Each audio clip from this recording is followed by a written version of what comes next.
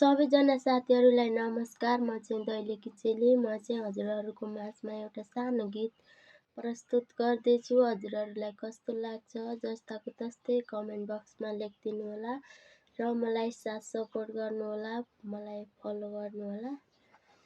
श्रद्धाञ्जली दिनेको भिड लाउला हो, भिड लाउला, मलाई कात्रो नकेर्नु ऋण लाउला, मेरो अभाव कसैले मेटिन नसकुन्, तिम्रो सहर छोडेर यति